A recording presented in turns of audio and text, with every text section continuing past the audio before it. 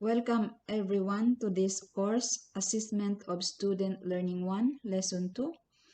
In this part of the module, we will discuss about evaluation of learning and programs, program level assessment, the assessment cycle, setting learning goals, developing assessment strategies, reviewing assessment findings, creating an action plan, assessment of student learning and development, program assessment, and the last is assessment benefits. Evaluation of learning and programs. Program evaluation allows faculty and staff to have a data-driven discussion on the program environment. Student and faculty needs policies, procedures, and educational outcomes and impact. Outcome assessment is one program evaluation activity focused on examining student learning outcomes and curricular improvement. Both assessment and program evaluation can reveal program strengths and potential limitation and recommend improvements.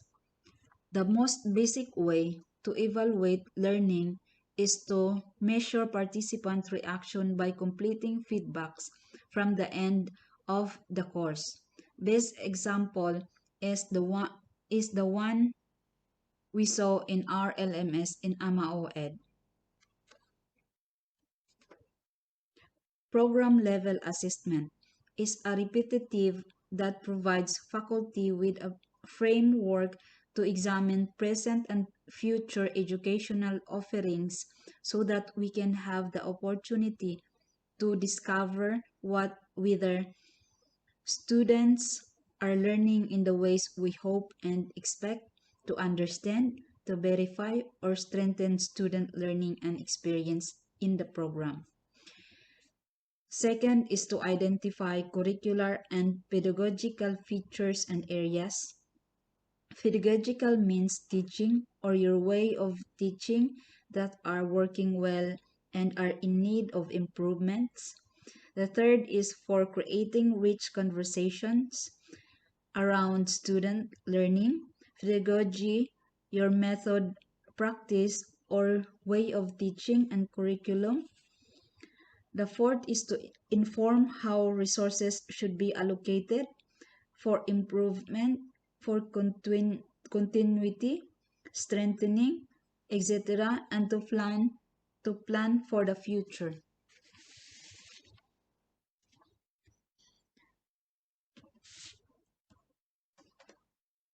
The assessment cycle. This is the 4 significant steps of the assessment cycle that we must put in mind to provide a feedback about what and how well the student are learning. First is set program goals or outcomes. Decide and articulate what students should know or able to do when they complete the program or the class. The second cycle is develop and implement assessment strategies, design tests, assignments, reports, performance, or other activities that measure the types and quality of learning expected. The third cycle is review assessment findings, evaluate the data or the result of the assessment to see what they show about student learning. And the fourth cycle is create an action plan, decide how to address issues raised by the assessment data to improve student learning. Setting learning goals. The terms goal, learning outcomes, and outcomes are all used interchangeably. They represent what you expect students to know and be able to do once they complete the program or the course. The program learning goals should be written as expected learning outcomes. That is, in terms of observable behavior that demonstrate the knowledge, skills, and competencies that students are expected to achieve upon successful completion of the program or certificate.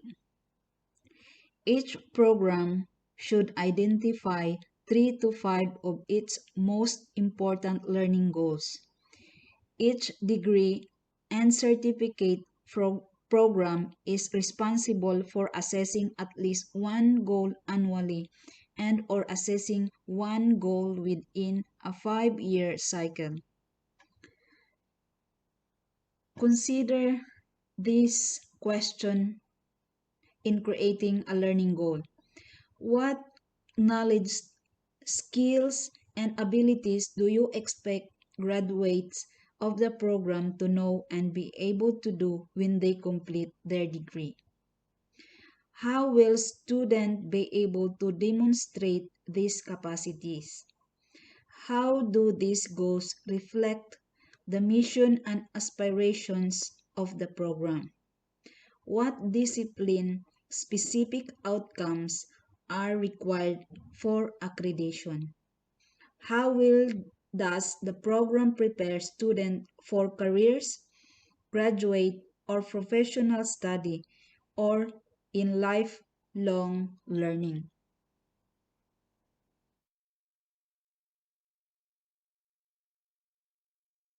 Developing assessment strategies. Improving academic programs depends on gathering appropriate data about or evidence of students' learning. The middle states require that program level assessment include at least 2 measures of assessment, direct and indirect measure of student learning.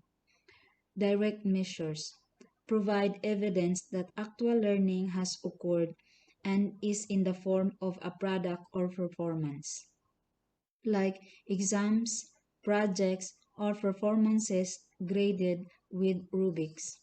Indirect measures, top characteristics that are associated with learning but imply that learning has occurred, like number of hours students study, course evaluations, student satisfaction surveys.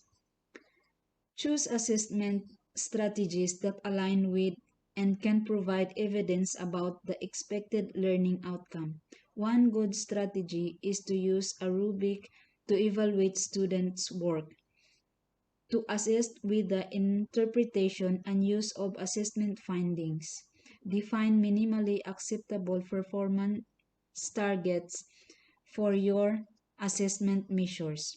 One simple way to do this is to clearly articulate that constitutes an acceptable and exemplary performance for each assessment measure. Reviewing assessment finding. One of the most difficult aspects of an assessment is making sense of the data. That is understanding what it suggests about the program's collective strengths and weaknesses. To effectively make sense of the data, it is necessary to organize and examine it in a quantifiable way in order to identify significant trends in the data. These trends may well indicate the program's or course's overall strengths and weaknesses. An initial question concerns the validity of the data, that it is accurate, representative, and useful for deciding actions to improve. There are questions to consider about data quality. It is relevant to the outcome being assessed. Is it representative of students' work or the situation being assessed? Does it provide guidance for action and improvement? Questions to consider about data meaning. What is the data telling you about what and how will students are achieving the learning outcomes of the programs? Do the findings make sense? What additional information is needed? In what areas do students often difficulty in the program or course? How consistent is student learning across multiple sections of the same course?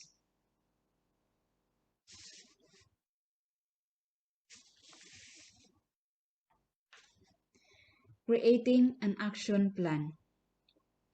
Data collection is of little value unless the data are shared at the institutional and program levels and used to improve teaching and learning. The data needs to be used to re-evaluate or revise the curriculum or individual courses to achieve program learning outcomes. The assessment process is complete only when the information has been used to improve students' learning.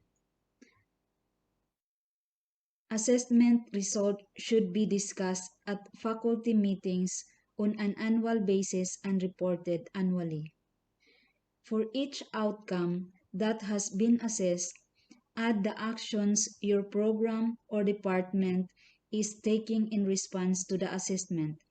If the proposed outcomes require a change in courses in the curriculum, then these changes should be entered in the curriculum map for the next year's assessment cycle.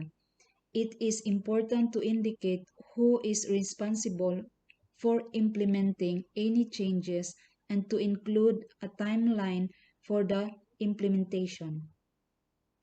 Questions to consider in making an action plan.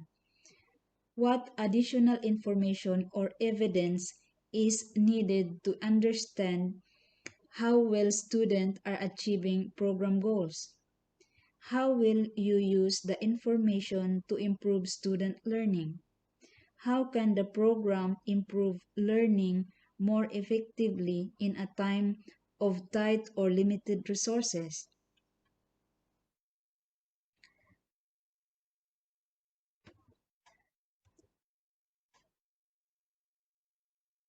Assessment of student learning and development. The program for the assessment of student learning and development is designed to assist students in reaching an optimal level of development. The program provides continuous feedback to the college community as students matriculate through the college and as they prepare for graduate and professional school and entry into the world of work. It is designed to aid in the initial placement of students, evaluate the progress of students through the selection of individual tests according to their needs, facilitate the development of self-assessment, and last, assess students in the areas of test preparation.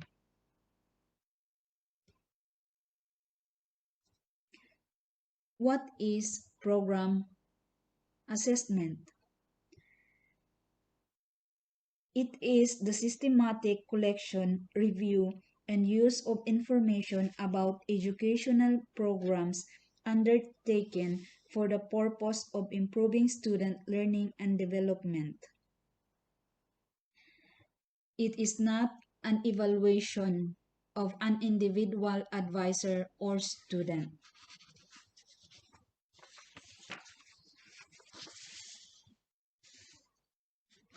Assessment benefits. Encourage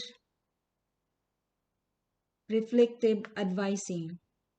Provides data to guide programs modifications. Creates a cohesive advising program. Increase the likelihood that students meet desired goals and outcomes. Helps programs